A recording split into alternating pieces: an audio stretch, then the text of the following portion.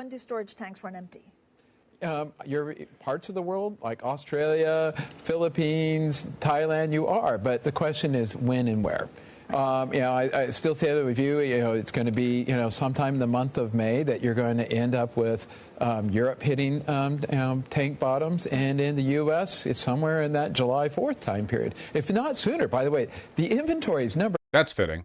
You have seen the markets today, right? Why not just say what you want to say rather than, don't ask me if I've seen it, just say the thing. Because if I have seen it, then I look at what you said and I go, oh yeah, I saw that. Whereas if I haven't seen it, I can go, oh, that's interesting. But when you just ask me, it's like the worst of both worlds.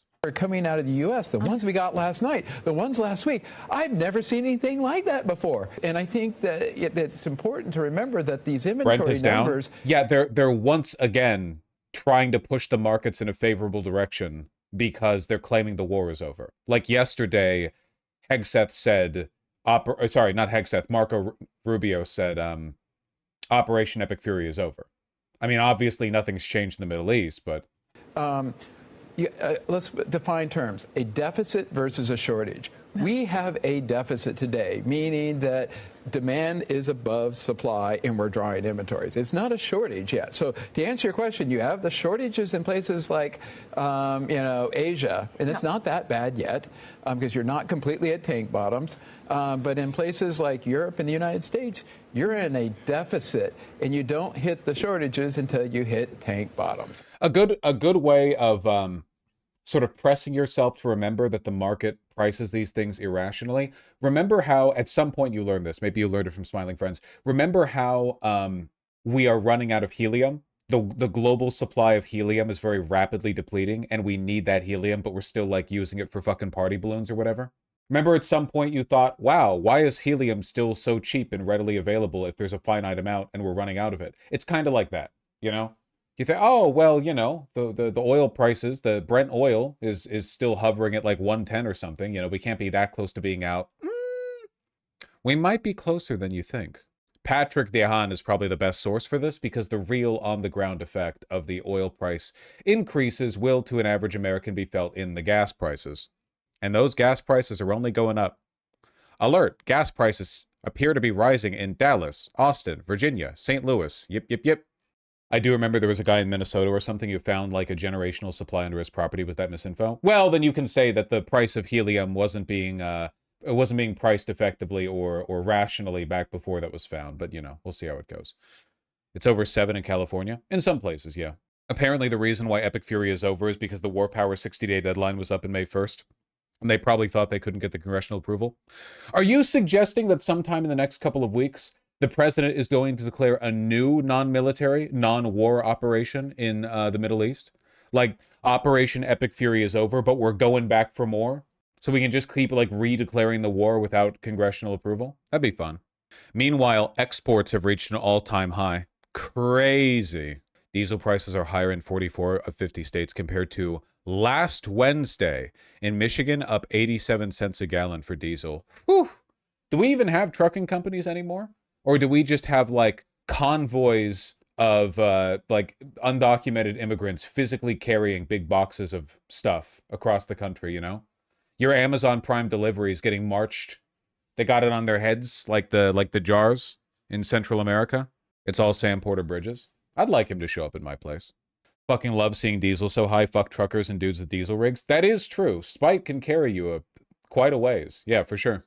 U.S. gas prices scorecard. $3.99 a gallon is no longer the most common price in the U.S. The most common is $4.19. Whew. If you think gas is expensive in the U.S., who boy is it bad in Europe? Yeah, but you have to evaluate that based on percentages. The price of gas in America has increased like fucking 50 or 60% in the past 2 months. We also rely on vehicles a lot more, Rural Americans, do legitimately often drive hours every day. There's just not much of a European equivalent. Top 10% of stations, $6.02 average price. Jesus. Well, this has got to be California. Chinatown?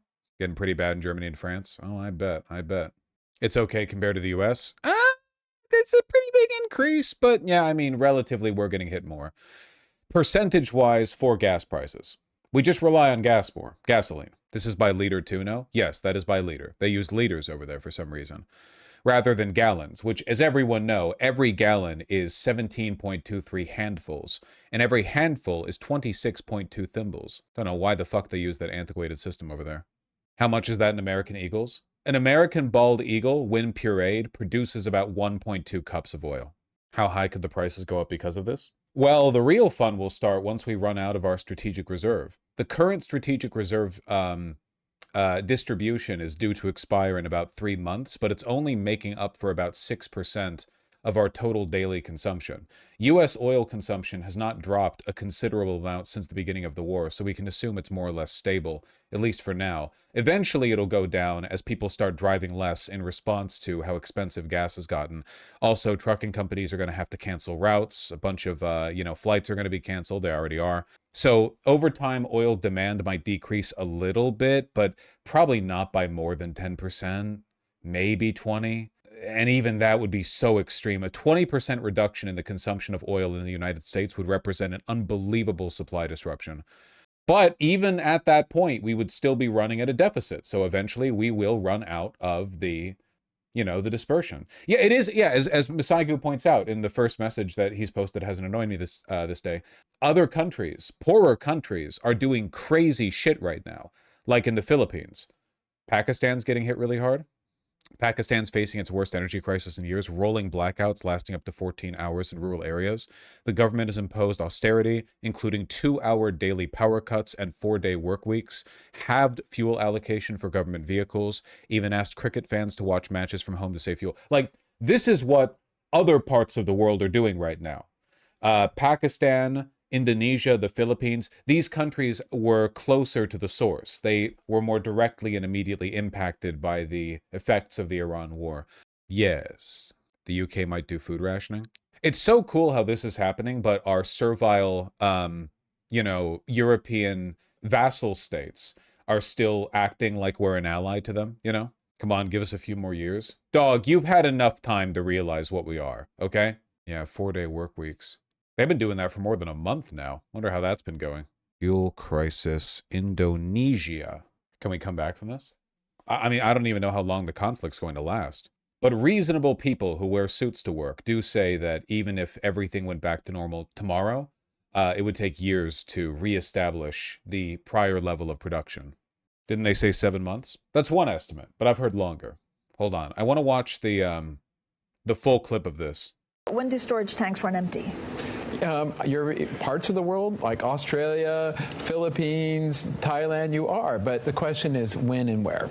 I still say that with you. It's going to be, sometime in the month of May that you're going to end up with Europe hitting tank bottoms, and in the U.S. it's somewhere in that July 4th time period, if not sooner. By the way, the inventories number coming out of the U.S., the ones we got last night, the ones last week, I've never seen anything like that before. The analogy I think is like I wonder if we ruined everything. We kind of did. Yeah, we kind of did.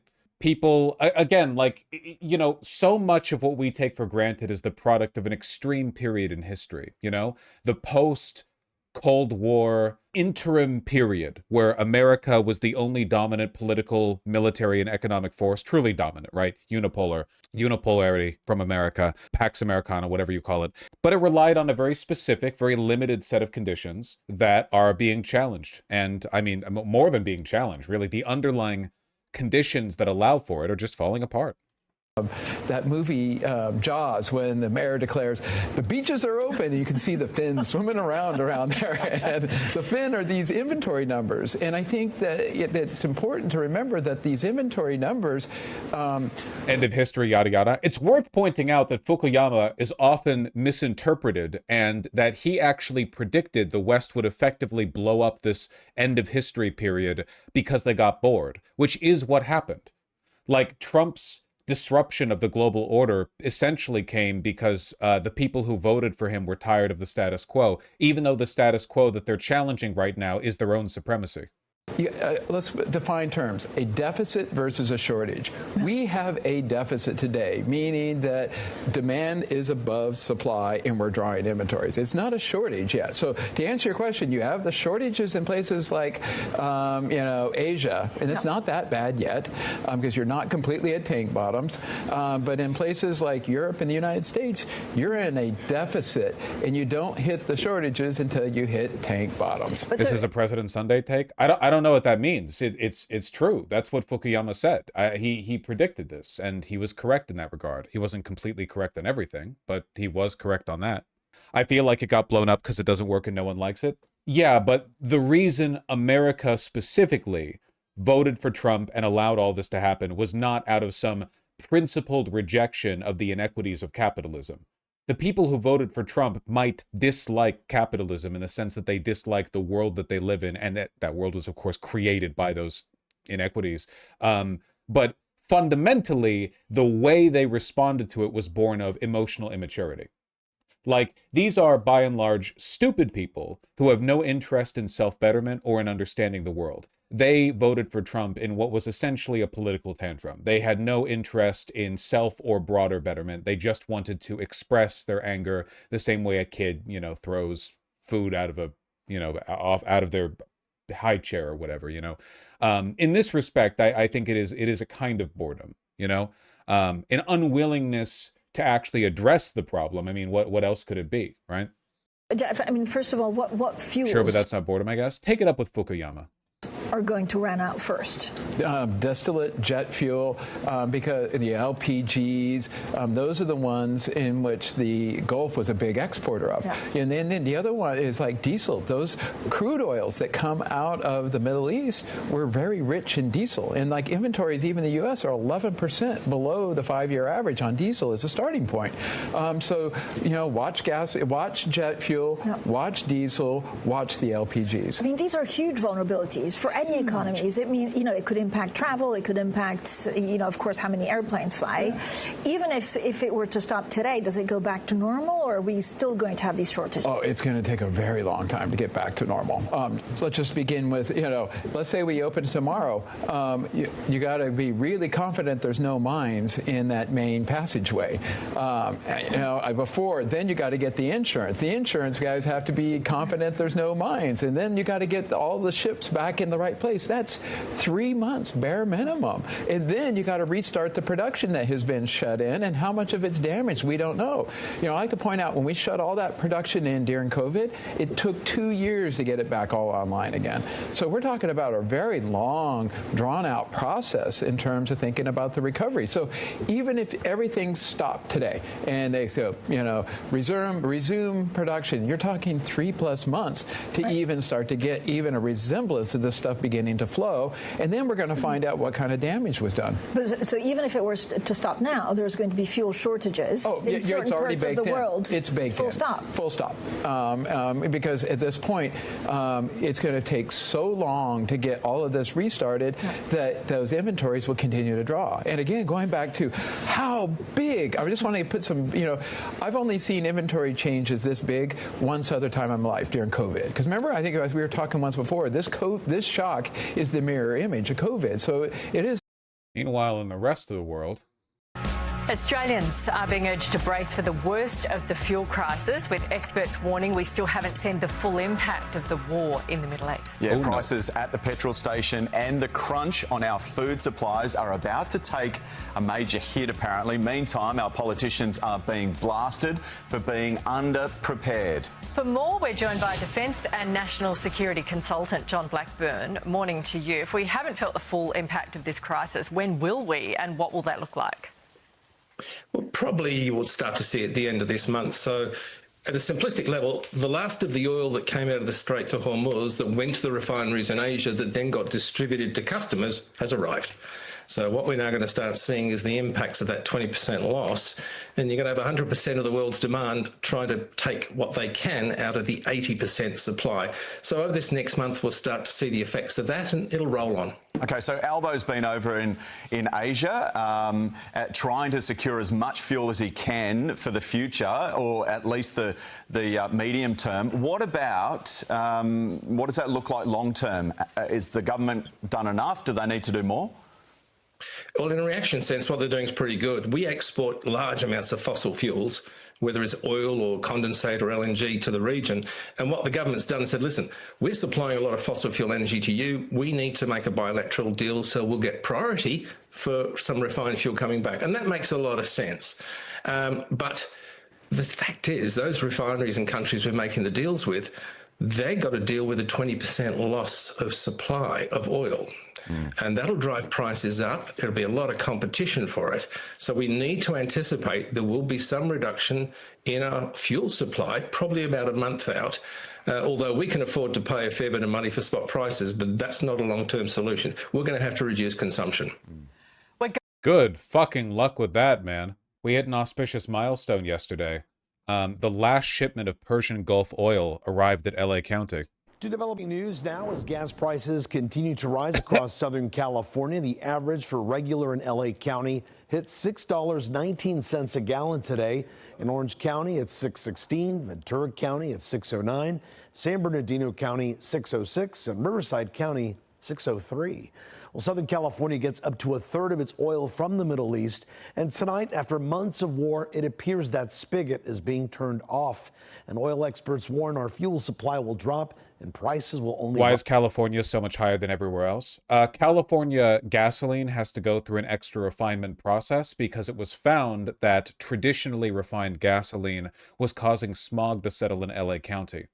LA County is large, populous, and has a lot of drivers, so a lot of gasoline smog is produced by it. And the traditional smog, like gasoline mixture, was settling a big gas cloud over the over LA County. It was kind of like hovering under the Valley Mountains. So it needs extra processing before it can be sold in California. Rise even more. CBS LA's Joe Signaris live in the newsroom with a look at the growing concerns at refineries about future. Is that supposed to be bad? No, I think it's good that LA has less of a disgusting gas cloud hanging over it, you know. Couldn't quite get rid of it, I'm sorry to say, as a resident, a prior resident. $6 a gallon on average for regular gas. That's according to Gas Buddy, and again, that's across the entire state. Those are the highest gas prices in the country. A major reason prices could keep climbing, that comes down to supply. I'm not from the U.S. Doesn't California have public transit?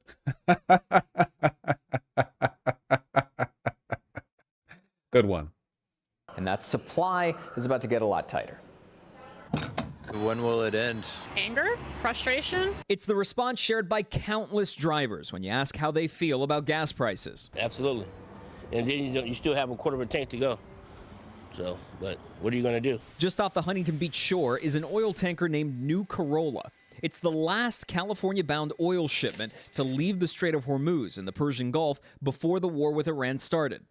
SkyCal's the only news helicopter in the Los Angeles market able to grab footage of this ship while flying over the water, thanks to the chopper's pontoons on its skids.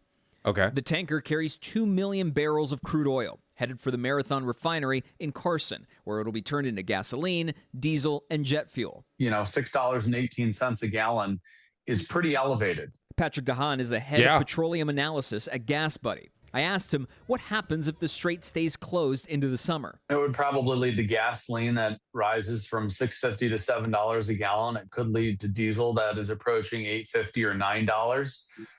And it could be restrictive for some airlines. California gets roughly 30% of its foreign crude oil from the Persian Gulf. DeHaan also warns that even if the strait were to reopen tomorrow, prices wouldn't snap back overnight. His rough estimate: for every day the strait stays closed, it'll take about a week for markets to fully recover. And that would put us at 64 weeks would put us, I believe. California has a summer fuel blend and a winter fuel blend. It's a California thing. Also, because Cali has some of the most fertile farmland. They don't want smog up in their veggies. Yeah, unfortunately, this is also a problem that could be solved by reducing people's reliance on vehicles in California, but we haven't thought that far ahead, I guess. Would be nice, though. You know? June or July of 2027. Driving back and forth from West LA to Long Beach is a lot. That'd be gay. That Gas would be gay. prices is, Yeah, that'd be like homo. Hitting everybody over the head, including me. As for what drivers can do right now to soften the blow, Don says you can do things like slow down, combine trips, use apps to find the cheapest station nearby, and pay with something like a rewards card. But beyond that. But there's not really any magic to bite the bullet here. This is going to be painful. And drivers seem to agree. It's kind of one of those things where if I want to work, then I gotta keep driving. We reached out tonight to the California Energy Commission asking about the state's plan to replace Persian Gulf oil supply and what drivers can expect at the pump. Increase Persian Gulf oil supply? Hey, California government, what's your plan to what? Are you deploying a frigate? Oh, they said replace? Plan to replace Persian Gulf oil supply. Oh, my version was funnier. Drivers can expect at the pump in the months ahead, but we've not heard back yet from the commission. Juan? All right. Meanwhile, Trump? And we're up. The stock market's higher now than when we started this war. And I thought oil prices would go to $200, $250. It's at $100 now. And I think you're surprised, and I'm surprised. But even if it went to 200, it would have been worth it. I understood that. We had just set a record. Can't wait for him to win his third term, fourth election, or whatever. Well, we have an update on California's oil and gas situation as state leaders get ready for prices to go up even more. And California is relying on more imported fuel than ever right now, a situation made worse by the war in Iran. Governor Gavin Newsom's administration says it's working on a plan. Well, it's not made worse by the war in Iran. It's created by the war in Iran. All of this is because of that. The event of gas shortages. Now, this was at the center of a hearing at the state capitol today, and KCRA3 political director Ashley Zavala joins us now. Ashley, what's the plan here? Yeah, this was kind of a last-minute hearing that was organized this week. State energy officials said California basically has enough supply to meet demand for the next 6 weeks if the Strait of Hormuz stays closed. Beyond that, there are a lot of questions. This hearing was in the Assembly's Energy and Utilities Committee. In fact, it's still going on right now. It included Governor Gavin Newsom's top officials who monitor the oil and gas industry, notably California Energy Commission Vice Chairman Siva Gunda. Western States Petroleum Association President Jody Mueller was there, along with the UC Berkeley energy expert Severin Borenstein. Everyone agreed the war in Iran is making the state's gas price situation worse, while also agreeing California is relying way more on foreign countries for oil, which makes the state vulnerable to price spikes. Gunda It takes about 4 weeks to put new fracking oils in the well and get oil pumping. The problem is that like the availability of domestic production doesn't even necessarily fix the issue. Right now, American oil companies are exporting a record number of oil, or a record number of oil barrels. The reason being, you're still competing with the open market price, right? Trump will never change that, for one, because it would be economically ruinous, and for two, because like right now the oil companies are making mega fucking bank, right? Like right now posting all-time high record sales. They're loving it right now because American fuel, like gas and oil companies, unlike Middle Eastern ones, aren't getting bombed right now. So they can continue to run their current production unaffected by Shahed drone strikes and sell it at like literally double the price it was going months ago. They're doing great. The price is only going to go up because other countries are going to be willing to pay more and more and more to supplement their decreased, production. Free money. Specifically was asked what happens if the Strait of Hormuz stays closed for another 60 days. He said the state's oil supply is stable in the short term, but beyond that, if the strait stays closed, prices will likely go up. Here's what that conversation was like. I do not see presently, at least up to 6 weeks, a shortfall or a supply shortfall. Beyond that, I think based on what we're hearing from the industry and what we have observed, the pricing will move molecules towards California, but it will come at a price. And that's something that we need to closely watch. For 6 weeks at least, there seems to be some certainty, but almost as certain is that if this situation continues after 6 weeks, we would likely see more price increases for gasoline. More exposure, yes, absolutely.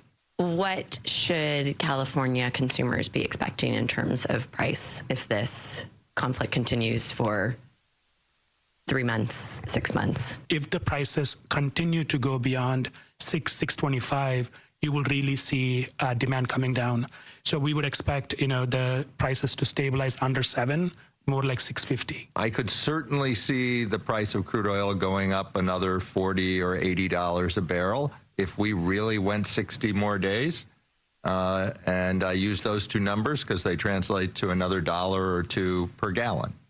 I don't think that's implausible at all. Unfortunately, I think that would be a crisis, and it would be completely out of control of the state of California. Severin Borenstein, who you just heard there, he's a researcher and economist who has been studying the oil and gas industry in California for decades. He did float the suggestion of a possible gas tax holiday here in California. Governor Gavin Newsom has shut down the idea of suspending the gas taxes recently as a couple of weeks ago. Did the governor say why he was shutting that idea down? He just said no. He basically said no. So is there an emergency plan in place? So that was actually another question that lawmakers asked Gunda in this hearing. Gunda essentially said he's working on it. There is some proprietary information, some trade secrets from the oil industry that he legally cannot make public about what the near-term supply could look like when it comes to oil and gas. Gunda that does nothing but prompt confidence. I just pulled up like a bunch of shorter YouTube videos on like the current state of the crisis. It's all negative. It's all negative. There's no even remotely positive news. No matter what you see from the market, every expert in the field right now is screaming and pulling the hair out of their head. Energy prices are lower this morning despite the U.S. and Iran exchanging fire in the Persian Gulf. Joining us now, Matt Smith, Kepler, Director of Commodity Research. Matt, great to have you with us. So it seems like oil should be higher, and it's not. So what do you make of the action? We're just volatile here, right, in terms of that financial index. Physical prices are higher here, but what you also have... How's it going down? Because these prices are speculative, and because Operation Epic Fury ended. They've done it before. It doesn't change anything. To look at is the products. Product prices are much higher even still here, and so that's where the real problem is showing up, and that's where it's going to continue to show up here. So you're really concerned about jet fuel, and a lot of people are planning their summer vacation or have their plans, and they're planning to go to places like Europe. Yeah. What do you say to them? Just in the last couple of weeks, we've seen 12,000 flights being cancelled. That's 2 million seats. That is just for May. Yes, okay. Exactly. In terms of jet fuel exports on a global basis, we see about 2 million barrels a day being exported normally. Last month, we saw 1.3 million barrels a day. So it's not just the fact that you're not getting jet fuel out of the Middle East because they are the large exporters of the stuff, but it's the fact that Asia is not getting the crude that it needs to refine into the jet fuel, and so they're trying to meet their domestic needs, and they're struggling to meet the export needs as well. And so it is a series of dominoes that are falling here. And so jet is the first one to go. Asia is the first region, but it's going to spread across the globe. And it's also... Cancel your plans? Yeah, my fucking one-day trip to San Francisco, my round trip from Seattle to San Francisco, fucking $730, man. Jesus Christ. They're going to spread across the products I'm as well. single-handedly keeping the national average Delta or here for UA or gasoline whatever is the fuck approaching airline I booked $4.50 a gallon. afloat. As oil prices tick higher, $5, $10 higher, that's going to be reflected through into incremental increases at the pump. Do you think we will, and I know you're not an airline analyst, but do you think that we will see more seat cancellations based on this shortage of jet fuel? I mean, will it get much worse the longer the strait is closed? Yeah. Can you imagine if this spurs renewable energy finally? Well, actually, the two aren't that related. Like, the availability of petroleum being refined into gasoline and jet fuel doesn't really have any bearing on how we power our grid. We're still going to need, at least in the short term, we're still going to need jet fuel and gasoline for this, Not to mention all the downstream products from the petroleum, like fertilizers and plastics and so on. Absolutely, yeah, it really is. And it's going to go across the various different regions as well. So even when we look at the US, we're extremely well supplied because we refine 16, 17 million barrels a day here. But we are seeing jet fuel exports out of the US increasing. They are being pulled into Europe because Europe cannot get jet fuel from the Middle East. It's the same on the diesel side of things. We are seeing more diesel going into Africa, into Australia from the US because they are struggling to get it. In the same on kind of like naphtha blending components, you're seeing that pull to Asia as well because they can't get it from the Middle East. And so while the US is well supplied here, it is also getting all of its barrels being pulled out. Record US crude exports, we're seeing it across the barrel. Does that impact how well we are supplied in the United States if we are exporting what we have to help other countries who do not have? It's just simply that they will pay up for these products because they can't get them from elsewhere. And so that just means that domestic prices in the US are going to be going higher here. Okay. So it's problematic across the board. Demand destruction, where do you see that level, and how is it impacted by the fact that we are going to see, or potentially will see, longer sustained high prices? And does that sort of level of demand destruction... Could this whole war just have been on behalf of the American oil industry? Isn't every war? There's a new warning in the fuel crisis tonight. We haven't even begun to see the real impacts. A former deputy head of the Air Force said... Oil prices have risen by around 80%, yet markets appear relatively calm. But this calm is misleading because of the effective closure of the Strait of Hormuz, shortage of oil. Well, in the short term, many uses of petroleum products are very inelastic. Well, lorries and trucks use diesel. But if you're a firm and you want to transport goods to supermarkets, you need to keep buying diesel, whatever the price.